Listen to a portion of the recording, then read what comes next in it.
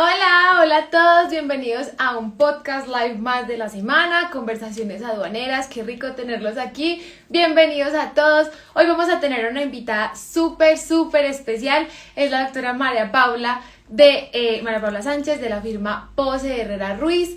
Es un honor para nosotros poderla tener aquí en este espacio que es para ustedes, que es creado y pensado para ustedes. Hoy queremos hablarles de un tema que nos parece muy importante porque las normas del sector han cambiado mucho y en especial las normas para el sector automotriz o automotor.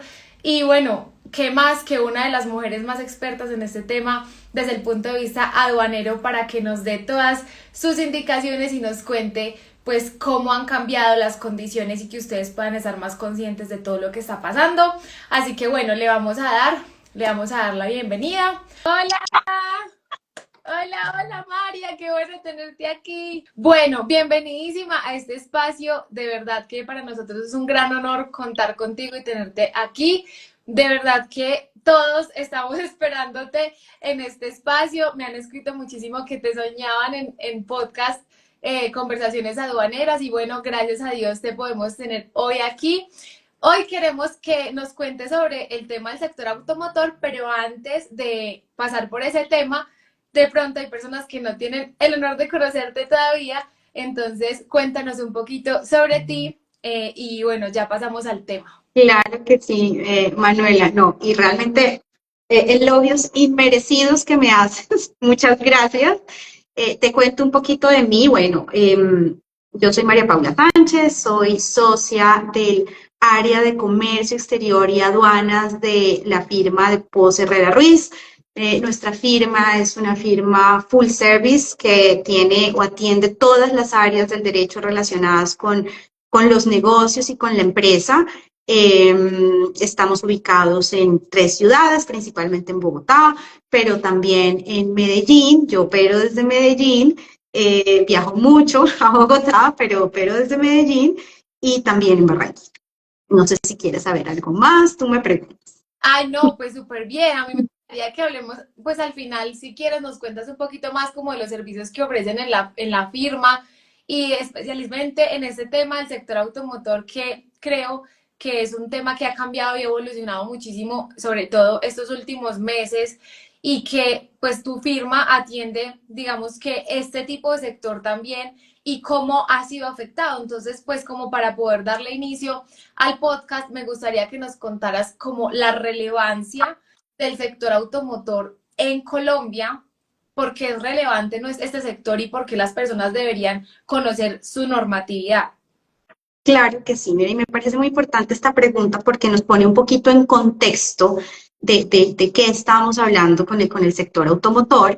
Y realmente este es un sector que no solamente es importante en Colombia, sino en el mundo. Realmente es un gran generador de empleo, contribuye al PIB de muchos países y adicionalmente es muy importante por la transferencia de tecnología que genera a otras industrias. Es decir, tener industria o tener sector automotor es importante para otras industrias por la tecnología que genera y que desarrolla y que atrae. Entonces, es realmente crucial para todos tus seguidores que entiendo son pues del mundo del comercio exterior y las aduanas, porque los cambios que vamos a ver en el sector automotor, que como bien lo has mencionado, han sido varios y realmente es el sector que en términos de normativa ha estado más cambiante desde el punto de vista aduanero y de comercio exterior en los últimos meses o incluso desde el año pasado. Porque eso nos permite primero tomar decisiones informadas, nos permite asesorar mejor a nuestros clientes, mirar o identificar las oportunidades, pero también los riesgos y estos cambios, cómo implican sobre todo para agencias de aduana, para operadores de carga, porque este entorno cambiante pues no solamente afecta como tal al sector, sino también a los prestadores de los servicios en este sector. En Colombia, este sector, según cifras de Andemos, en Colombia este es un sector que representa el 1.7 del PIB y genera más de 45.000 empleos directos y 330.000 empleos indirectos. Y Es decir, si uno, para determinar un poco la relevancia de un sector, si estamos, hay muchas variables que se tienen en cuenta, como empleo, importaciones, exportaciones, cuánto contribuye al PIB. Si nosotros habláramos solamente en términos de manufactura, tenemos tres grandes sectores en Colombia en términos de manufactura. Los productos metalúrgicos, la producción o fabricación de productos metalúrgicos, la maquinaria y equipo y los vehículos automotores. Entonces, es un sector que, y además porque Colombia tiene, según también la OCDE, ocupa como el penúltimo puesto en vehículos per cápita, y a pesar de eso, o sea que tenemos una flota vehicular reducida.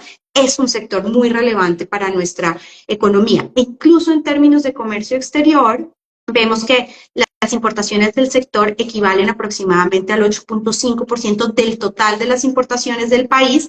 Y también en las exportaciones, también tenemos exportaciones en este sector, por supuesto, no tan relevantes. En el 2007, si no estoy mal, teníamos un 3.8 del total de las exportaciones eran de este sector. En el 2022 fueron apenas el 0.6. Pero pues podemos ver que en materia de importaciones pues es un peso relevante, pues aparte de los mineroenergéticos y demás en términos de comercio exterior. Entonces también vemos que Colombia se ha posicionado como el cuarto ensamblador de vehículos en Latinoamérica, después de México, de Brasil, de Argentina. Bueno, hay que ver cómo se modifican estas cifras en los próximos años con la salida de Colmotores, que ustedes saben que anunció el año pasado, en abril.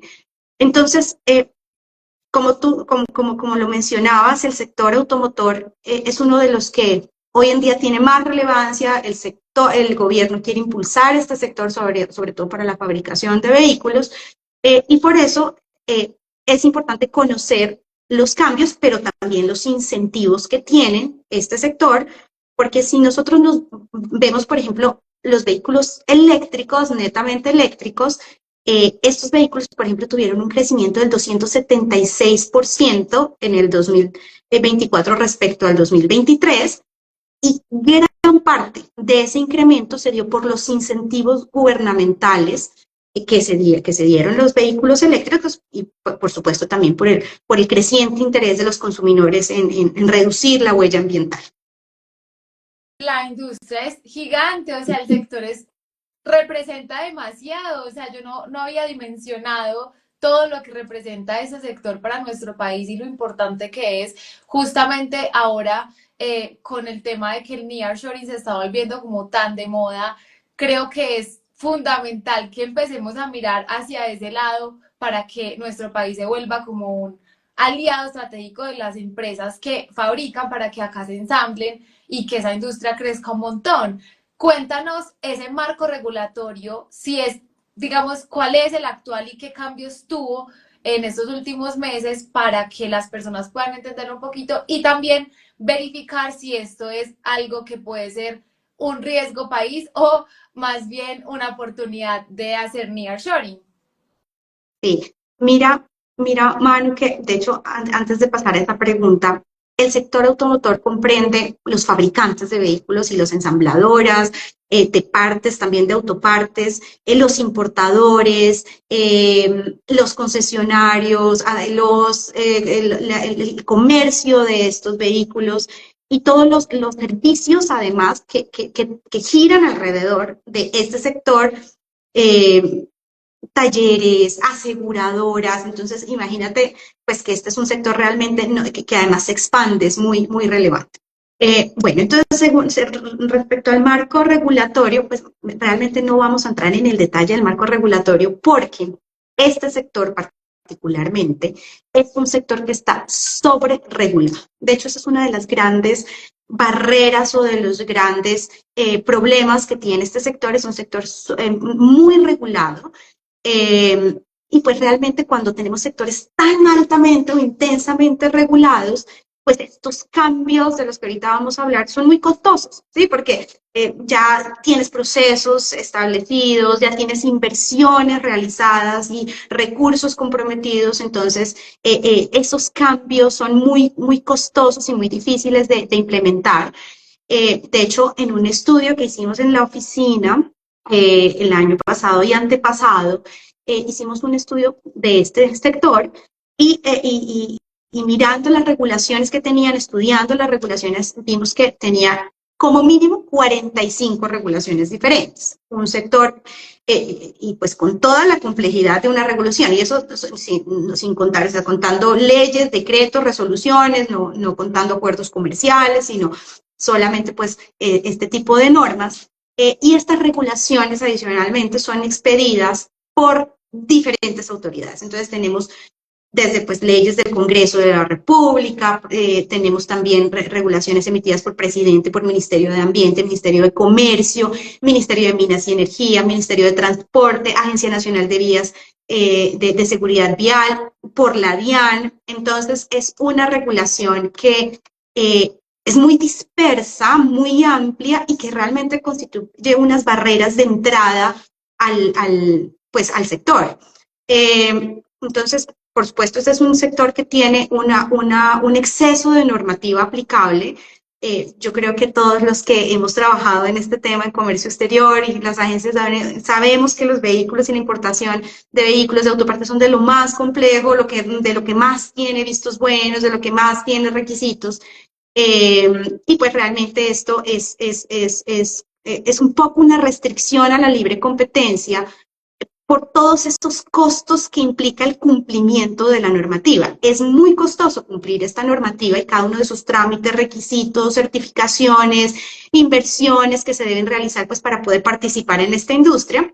Y pues esto desincentiva un poco la permanencia o el ingreso de nuevos actores al mercado. Por eso pues tenemos ahí una gran oportunidad de mejora, de poder simplificar estos trámites, de poder simplificar y reducir la regulación, de tener, unirnos o aceptar estándares internacionales de homologación y demás que no lo tenemos en este momento. Y por ejemplo, para responder la pregunta tuya, solamente en el ámbito de comercio exterior y aduanas, el sector automotor tiene más de 16 regulaciones. Entonces, pues no vamos a entrar en detalle de cada una de ellas, pero principalmente tenemos las resoluciones 336 y 337 del 2000, que son el convenio de complementación del sector automotor, que esa es una norma pues importante, core del sector automotor, donde nos dice que solamente podemos importar en vehículos nuevos, donde, bueno, tenemos como muchas reglas del juego en este sector.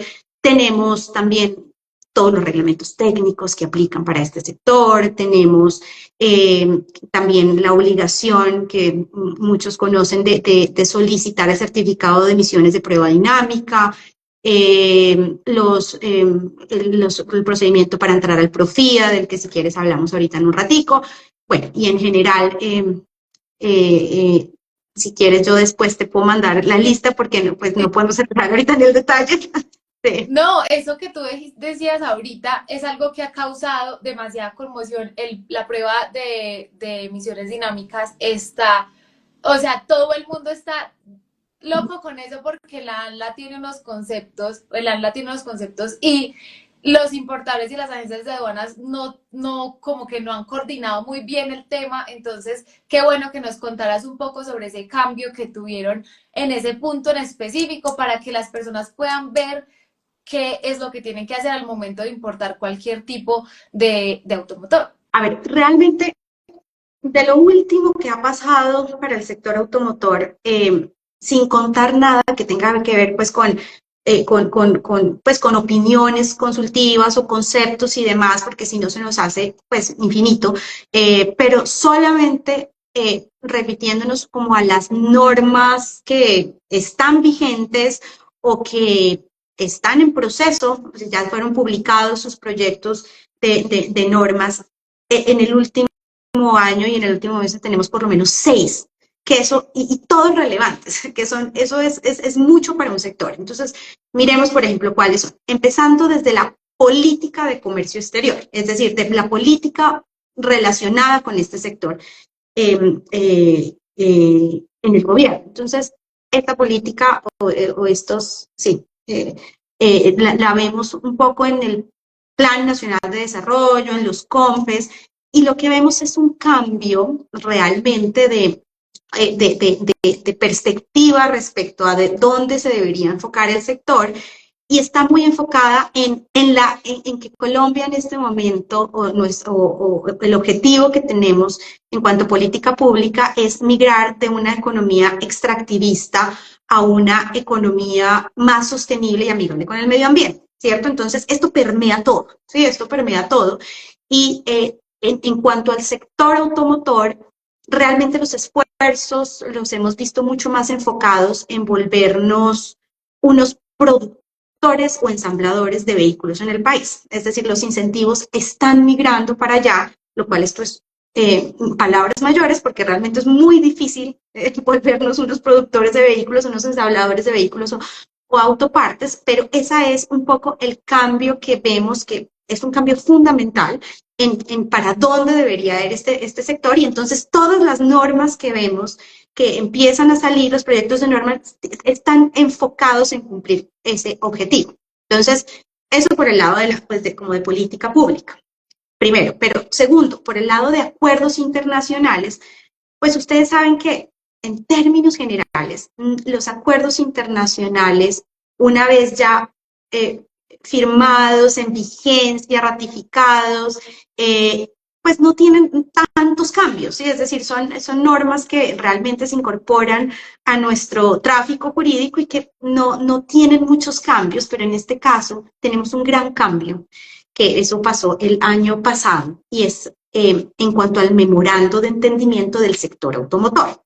Entonces, del ACE 72, ustedes saben que Colombia y los estados miembros del Mercosur suscribimos un acuerdo de complementación económica, la ACE 72, para reducir progresivamente los aranceles de muchos productos, de varias canastas de productos, entre ellos del sector automotor. Pero de manera paralela, con este ACE 72, Colombia suscribió pues con cada uno de los países del Mercosur, en este caso vamos a hablar específicamente de Brasil, un entendimiento del sector automotor para profundizar las preferencias arancelarias que se tenían.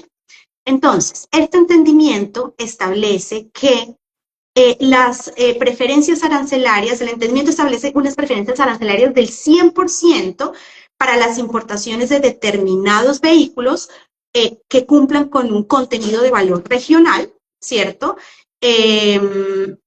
Pues con un arancel del 0%, con un sistema de cupos. Entonces, eso es lo que decía el entendimiento. Este es un entendimiento que entró a regir, al igual que el ACE 72 en el 2017, y este entendimiento tenía una duración o la intención de durar mínimo 8 años, pero pues podía continuar en el tiempo y tenía unos mecanismos para salir, para dejar de aplicar este entendimiento, pues que tiene. Este entendimiento tiene unas reglas de origen mucho más flexibles que las del ACE 72, son unas reglas específicas de origen para el sector automotor más flexibles, y pues la posibilidad del 0% para unos cupos que cumplan con esas reglas de origen más flexibles, con unos contenidos de valor regional más bajitos. Entonces, el gobierno nacional, pues a través del Ministerio de Comercio, notificó formalmente su intención de dar por terminado este acuerdo, este memorando de entendimiento, no del ACE 72, sino del memorando del sector automotor, lo cual es perfectamente posible, eso es algo que se puede hacer. Pues esto va a dejar de aplicar, es decir, va a dejar de aplicar pronto, en el último trimestre de este año. Entonces, claro, esto es un golpe duro para las importaciones desde Brasil de este sector, pues que en este momento, pues obviamente estamos en negociaciones, ustedes lo habrán visto también en medios y demás. Y pues importante mencionar de este cambio dos cosas. Primero, que el acuerdo, el memorando de entendimiento, permite que esos cupos que no se tomaron cuando inició el acuerdo, los 2 primeros años, en el 2017 y en el 2018, se van a poder tomar este año, el 2025 y el 2026. Entonces, es todo un poco de flexibilidad. Y adicionalmente, pues los cupos que se debían haber aplicado en el 2025 hay que ver cómo se van a repartir, porque el memorándum dejaría de aplicar a finales de este año. Entonces, ¿qué va a pasar este año? Los cupos de este año se van a aplicar proporcionalmente, se van a aplicar todos. Eso, pues ya Brasil ya lo definió, estamos a la espera de que lo defina Colombia, pero pues en general, por supuesto, eso es un tema que genera incertidumbre. Segundo cambio. Tercer cambio. Ustedes recuerdan el IMAS, que es el instrumento de arancelario para el mejoramiento ambiental y de seguridad vial. Esto es un instrumento, un contingente que se aplicó en el 2023 con el decreto 1898 y tiene una circular, la circular 15 de diciembre del año pasado, que un poco aclara cómo se aplica ciertos aspectos de este IMAS. Entonces, el IMAS es básicamente un contingente donde se determina la cantidad máxima de unos productos clasificados específicamente en unas subpartidas y partidas arancelarios que tienen un tratamiento preferencial para su importación, es decir, tienen un arancel del 0%. Ciertas empresas van a poder importar con 0%, pero por supuesto eso tiene unas reglas, es decir, ¿cuáles reglas son? Se establece un tope fiscal para cada año y se asigna unos cupos a las empresas y adicional, se pueden importar. ¿Qué se puede importar con 0%? Entonces, acogiéndonos a Limas, tractores, vehículos automóviles, vehículos para transporte de mercancías y no todas las empresas es que puedan acceder a este beneficio, solamente aquellas que se encuentren en el régimen de transformación de ensamble, que ahorita hablamos un poquito de eso, y de Profía, y adicionalmente se tienen que cumplir dos criterios, unos criterios de producción, es decir, tiene que haber producción nacional de estos vehículos, y ahora sale un proyecto para autopartes también, y un criterio de inversión. Y realmente lo nuevo acá no es el IMAS, porque el IMAS viene desde el 2021, el IMAS se dio en el contexto del COVID-19, salió este contingente para darle un poquito de aire al sector, pero en ese momento, en el 2021, en este contexto solamente se pedía un criterio de producción nacional. Hoy es mucho más complejo, hoy en día se pide además un criterio de inversión y tiene pues todas unas formas matemáticas para determinar cómo se va o cuántos cupos se pueden aplicar. Tiene, por ejemplo, el 60% de una calificación que se da corresponde a la inversión y el 40% a un criterio de producción. Y, es decir, es importante saber que cambiaron un poquito las reglas en el IMAS porque ahora tenemos que hacer unas inversiones, ¿cierto? Y tenemos unos topes y una regla fiscal. Entonces, eso es importante tener en cuenta. El automotor tiene un montón de normatividad. Digamos que para las personas que están interesadas en este sector, en el sector de, bueno, por ejemplo, importar, es que tú nos contabas que este sector abarca demasiadas cosas, o sea, tanto los automóviles, la maquinaria, los carros o vehículos pesados, las autopartes, entonces pues como que es demasiado grande lo que puede llegar a implicar ese sector para la comunidad en general y para el país. Yo te pregunto algo y es, pues digamos, ¿qué beneficios tendría una empresa que quisiera importar vehículos nuevos a Colombia o vehículos usados? Porque tú nos decías ahorita que la normatividad permitía únicamente vehículos nuevos, pero hay muchísimas personas que por lo menos se contactan con nosotros para ayudarles a importar vehículos usados, pero eso tiene toda una normatividad y a veces es difícil explicarle a las personas como las restricciones que existen y todo lo que tiene que hacerse antes. Entonces, como que de pronto nos des como un aire de qué es lo que tiene que hacer, digamos, una empresa para importar estos automotores en caso de que sean nuevos y en caso de que sean usados. Pues mira, prácticamente en caso de que sean usados no se puede. Sí, es decir, no podemos importar vehículos que sean usados, eso es pues como una regla que tenemos en comunidad andina, salvo que estemos hablando de excepciones como diplomáticos y demás. Entonces, pues, realmente, pues, si una persona, o que sea un tema de viajeros, pues, que va unas permanencias temporales y demás, esto es un tema distinto, eso son como unas excepciones que se podría decir, pero nosotros en Colombia, para comercializar e importar a Colombia, solamente podemos importar vehículos nuevos. Es decir, si por ejemplo tú quisieras importar para ti un vehículo usado, pues salvo ciertas excepciones muy específicas, pues no lo podemos hacer. Sabes que, Mar, te quería decir dos cosas que de pronto se me pasaron y me parecen súper relevantes de unos cambios adicionales. Híbridos.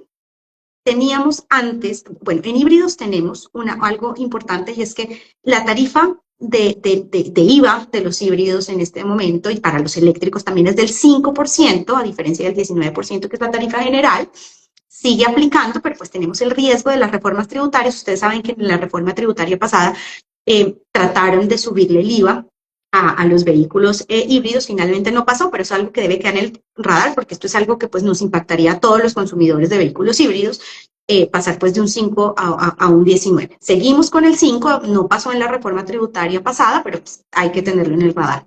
Dos, los híbridos antes tenían un arancel, una preferencia arancelaria para unos cupos desde el 2017, con el decreto 1116, desde el 2017 se suponía hasta el 2027, cada año asignaban unos cupos que se podían utilizar para importar vehículos híbridos con un arancel del 5%. El arancel general, nación más favorecida para los vehículos, es del 35%, es de los más altos que tenemos.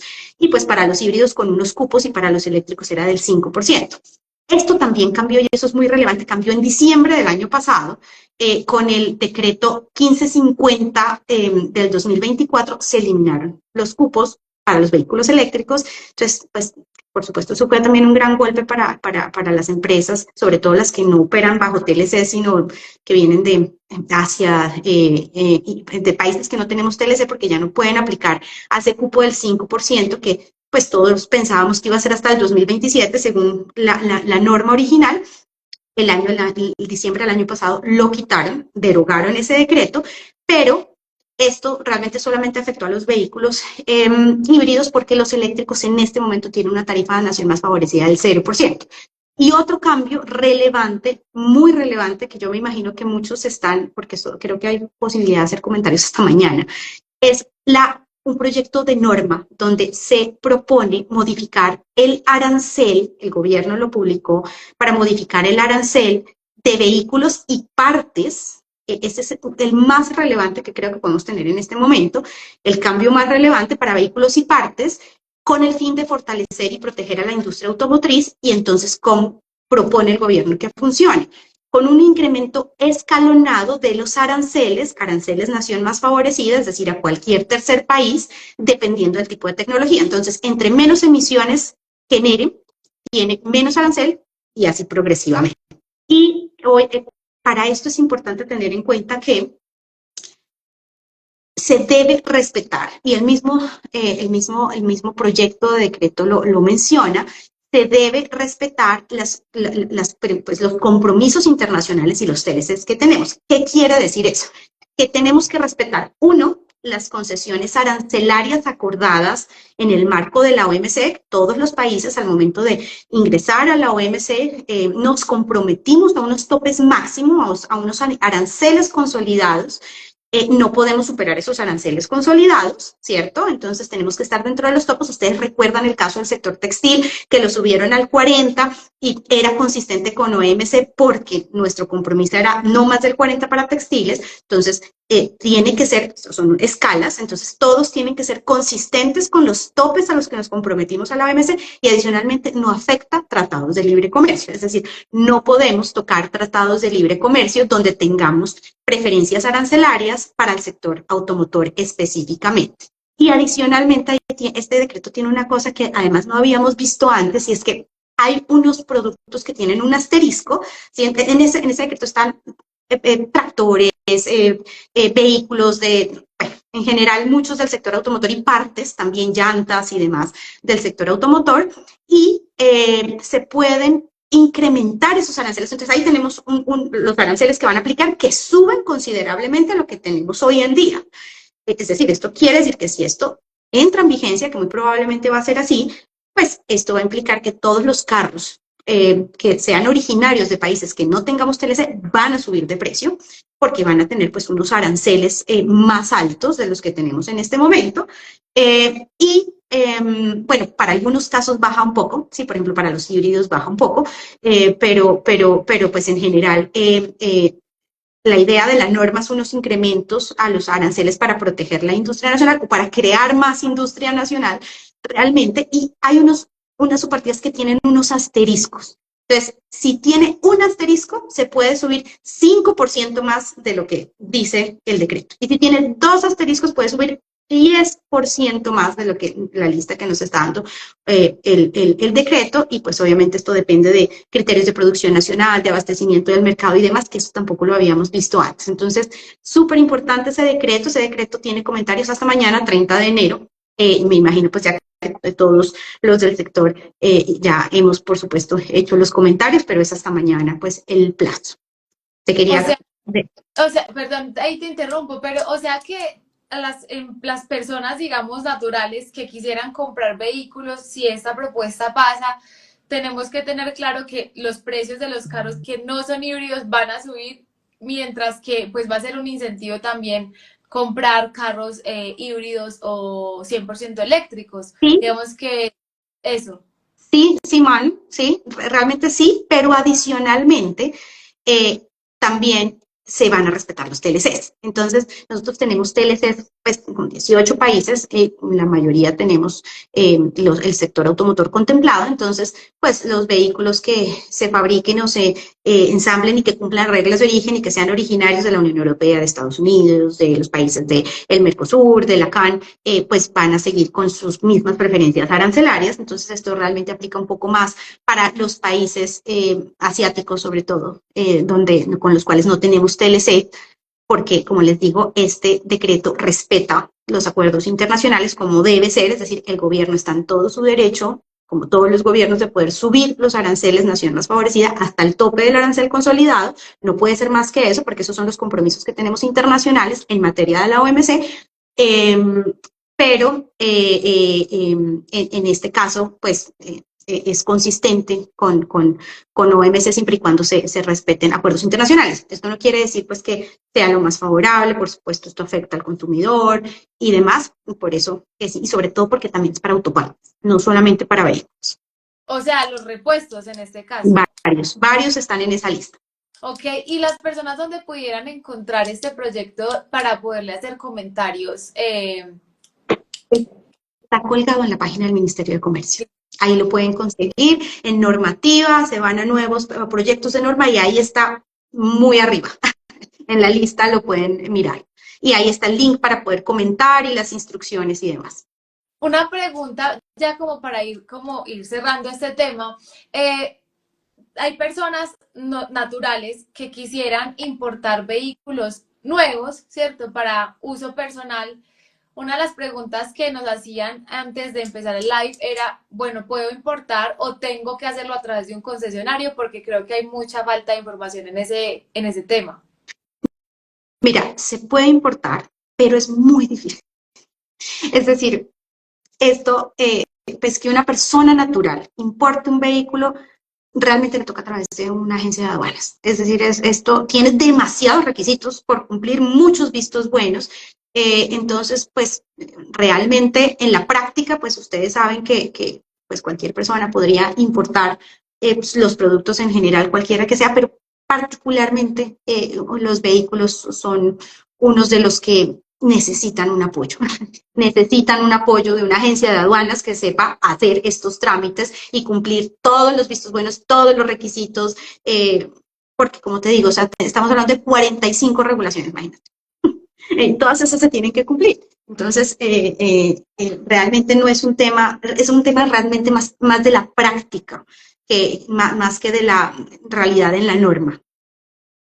Ok, sí, muchas personas creen que pueden hacerlo y siendo personas naturales sin cumplir con todos los requisitos previos, que además implica ser una persona importadora, porque pues una persona que no sea responsable de IVA no puede importar. Entonces, como ya para cerrar el tema del todo, me gustaría que nos cuentes qué incentivos finales o beneficios para la industria en general podemos encontrar, y lo que te decía al principio del nearshoring como oportunidad para Colombia y para los empresarios que tal vez nos oyen y que quisieran como tener como más conciencia frente a la oportunidad que tenemos como país para poder traernos industria acá a Colombia incentivados de manera tributaria. Por supuesto. Bueno, a ver, que está muy relacionado. Como hablábamos al principio, me gusta porque volvemos a enlazar con lo del principio, los incentivos son fundamentales. ¿Sí? Los incentivos y estos mecanismos para aprovechar o que podemos tener en este sector son fundamentales porque esos incentivos son los que nos hacen generar inversión, son los que nos permiten invertir, pues trabajar en este sector, no solamente producir acá, sino también por supuesto, importar y potencialmente también exportar mucho más de lo que lo hacemos en este momento.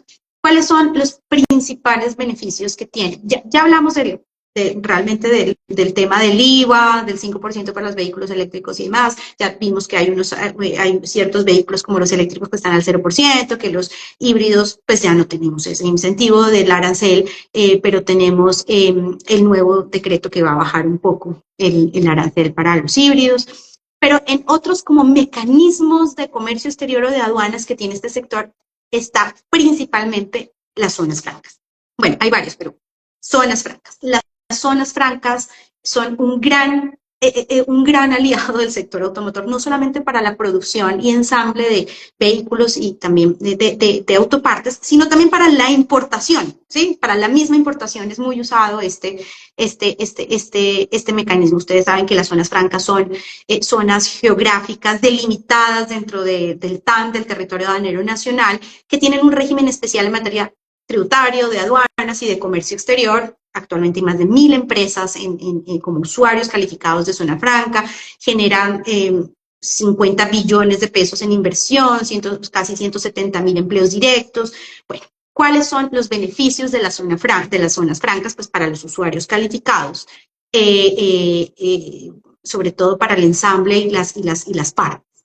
Son principalmente 3 los beneficios para este sector y en general, pues para los usuarios de zona franca. Primero, la no causación ni del arancel ni del IVA, mientras los vehículos, o pues en general las partes y más permanezcan en la zona franca. Entonces, primer beneficio. Segundo beneficio, la exención del IVA por la compra de materias primas e insumos y de partes y de bienes terminados que se adquieran en el territorio aduanero nacional por los usuarios calificados de las zonas francas para sus procesos productivos, también de servicios. Adicionalmente, los usuarios industriales pueden aplicar una tarifa, que ustedes saben que eso fue uno de los cambios también recientes en general para las zonas francas, pero hoy en día podemos aplicar una tarifa preferencial del 20% del impuesto a la renta en lugar de la tarifa general del 35%, pero al porcentaje de renta líquida gravable que corresponda a los ingresos derivados de exportaciones. Entonces, los 3 grandes beneficios que tienen las zonas francas en este momento. 1. 2. Otro beneficio o incentivo, el IMAS, ya vimos, ese contingente para los productores de poder importar ciertos vehículos o también hay un proyecto ahorita de autopartes con 0% de arancel. 2, en la manera pues de contingente. 3, por supuesto, importantísimo, los TLCs con preferencias arancelarias. Como les hablábamos ahorita, tenemos 18 TLCs vigentes con más de 60, que involucran a más de 60 países. Y hay, por lo general, los TLCs tienen un capítulo específico de automotores con sus reglas específicas, generales y específicas de origen y con pues, sus procesos de desgravación, que en muchos casos está en el 0%. Entonces es importantísimo realmente los TLCs en este momento y sobre todo es muy importante, Manu, esta red que tenemos de TLCs para lo que nos estás mencionando del nearshoring. Es decir, ¿cómo? Porque entonces, como son estas preferencias que ya están muchas de ellas en el 0%, por no decir todas, o casi todas, producir aquí en Colombia con ciertos contenidos de valor regional, pues debería considerarse también una posibilidad para mercados de exportación o también para otros países con los que tengamos TLCs vigentes para específicamente este sector. Entonces, esa tenemos TLCs. Adicionalmente tenemos el PROFIA. El PROFIA es el programa de fomento para la industria automotriz. Yo no me voy a dedicar tanto pues a hacer el detalle de esto. Ustedes lo encuentran regulado en el decreto 1074 del 2015.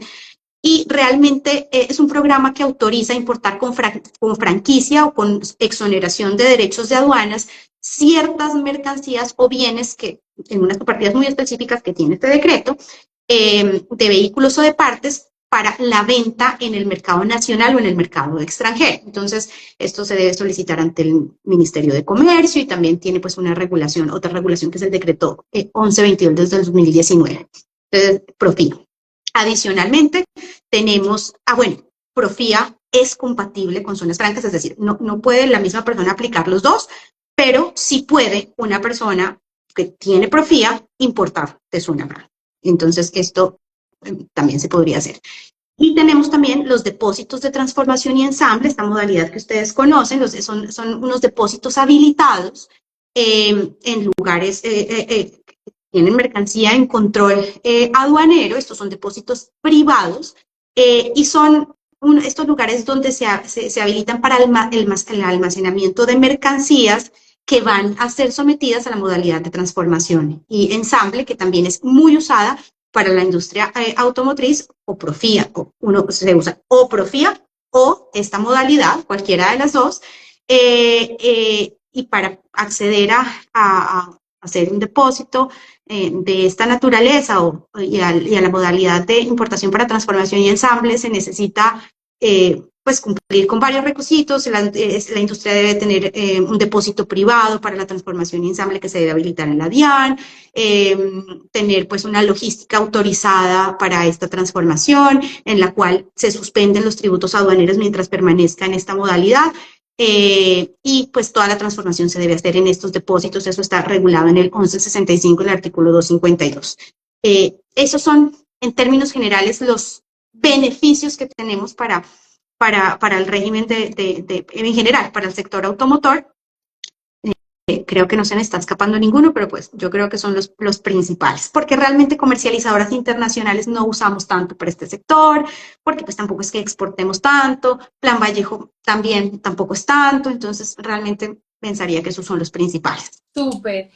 Y bueno, un llamado a la acción o un mensaje que tú le quieras dar a las personas que están dentro de la industria del sector, y la industria automotriz y el sector automotor, que ahorita hacíamos como la diferenciación entre los dos, que les puedas decir como, bueno, hay oportunidades, no las hay, está complejo, el riesgo país está grave o está bien, lo pueden hacer, como que las personas se sientan tranquilas, porque siempre intentamos en este podcast hacer un llamado pues como a la calma de las personas que claro se abruman con tanta normatividad, pero que a la vez sientan un respaldo jurídico en ese sentido. Y pues también que nos cuentes tu firma cómo puede apoyar a estas empresas a poder hacer sus importaciones de manera legal. Claro, mira, Manu, realmente, como lo dije al principio, este es uno de los sectores más importantes de la economía y por tanto, y pues en el mundo, y por tanto siempre va a haber oportunidades, realmente siempre va a haber oportunidades, siempre va a haber consumidores de carros. Estamos de hecho deberíamos, o pues es el propósito renovar el parque automotor que ya está viejito en nuestro país realmente. Entonces, por supuesto, y sobre todo estos incentivos que acabamos de ver, es decir, hay incentivos para la producción, hay incentivos para ciertos tipos de vehículos que podemos aprovechar. La regulación, pues desafortunadamente sí, la regulación es mucha, pero por eso es tan importante estos espacios y te agradezco que lo hayas tú facilitado, porque viste que son muchos cambios, ¿sí? Entonces es importante seguirle ritmo, es muy importante estar muy conectados con los gremios para que sean un canal de comunicación también con el gobierno para poder seguir incentivando, invirtiendo en este sector tan importante. y por supuesto, pues faltaba más. Este sector sí va a seguir siendo uno de los más pujantes, por supuesto, va a seguir generando mucho empleo. Esta es una necesidad realmente, la movilidad, y por lo tanto, pues, y precisamente por eso, y por las grandes, por el empleo que genera, por la inversión que genera, por la transferencia de tecnología que genera, es que pues también este gobierno está apuntándole también a este sector sobre todo, no tanto para la comercialización e importación, sino para la producción local. Gran reto, eso no es fácil, pero lo importante pues es que sigamos informándonos y poder seguir pues cumpliendo con todos los requisitos que tenemos que cumplir para la importación, por supuesto, y comercialización, pero también que tengamos en la mira todos estos programas y facilidades que van saliendo que nos dan competitividad. Absolutamente, no, bueno, yo creo que ya para ya irnos despidiendo, cuéntanos un poquito entonces cómo pueden las personas buscar, que nos cuentes dónde te podemos ubicar, dónde podemos ubicar la firma, si están interesados pues en tener algún tipo de asesoría, cómo pueden acceder a ella. Por supuesto, Manuel, bueno, nuestra página realmente, PHR Legal, ahí pues nos pueden contactar muy fácilmente o si es a mí personalmente me pueden enviar un correíto a mariapaula.sanchez@phrlegal.com. Nosotros en nuestra oficina les contaba que, pues, y que de hecho es algo de lo que podemos ofrecer en nuestro equipo, y es que podemos mirar no solamente este sector, sino todos de una manera muy integral, ¿sí? Porque como somos una firma full service, podemos mirar esto desde el punto de vista de los riesgos, desde el punto de vista ambiental, desde el punto de vista de comercio exterior, del punto de vista de inversión. Entonces, pues tenemos una visión realmente muy integral para poder prestar este tipo de asesorías, y particularmente en el área que manejamos de comercio exterior y aduanas, realmente pues hacemos todo lo relacionado con aduanas y comercio exterior, no trámites realmente, ni pues actuamos como agencias de aduana, ni ese tipo de trámites, pero sí todo tipo de asesorías, de litigios, de defensa comercial también, muy importante, todos los instrumentos de defensa comercial que tenemos a la mano. Entonces, claro, encantada de poderlos ayudar en el caso que pues lo necesiten, y estamos pues muy a la orden, sí, o a través tuyo también, Manu, tú tienes mi contacto. Claro que sí, no, y de hecho, este es un llamado también para todas las personas que están dentro del sector y también, no sé, que conozcan a alguien que venda autopartes, repuestos, que estén dentro como de esta industria o dentro de este sector como tal, que ustedes sepan que están importando ese tipo de mercancías, adviértanle de que esto es lo importante, conocer su regulación y su normatividad para que si la DIAN les atiende una visita, ustedes sepan y estén preparados para recibirla. Y yo creo que la mejor manera es primero asesorándose bien con una firma que tenga súper claras las normas. Ahí sí 100% les voy a recomendar a la firma de Pose Herrera Ruiz, que son unos súper expertos en ese tema. Siempre que lleguen ese tipo de casos a mi firma, yo los voy a remitir porque yo digo zapatero a tus zapatos, y la verdad siempre busquen asesoría con las personas que saben de los temas tan específicos, porque ustedes saben que el derecho tiene 1000 ramas y el derecho aduanero otras 1000. Entonces, pues cada uno tiene su experiencia en este caso. Y bueno, hoy trajimos a nuestro podcast a una de las mujeres que más conoce esta normatividad, que más años lleva atendiendo este tipo de empresas, que su mayoría de clientes son del sector. Así que bueno, son bienvenidos a contactarla, y pues para que por favor se asesoren como siempre se los hemos dicho en este podcast.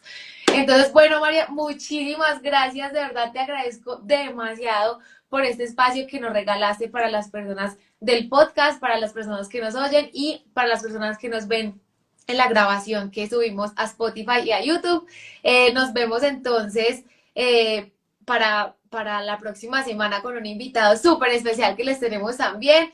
Bueno, María, un saludito, bueno, una despedida más bien para todas las personas que nos oyen. Mil gracias a ti y muchos saludos a todos. A todos, muchísimas gracias. Gracias por estar aquí. Nos vemos dentro de 8 días.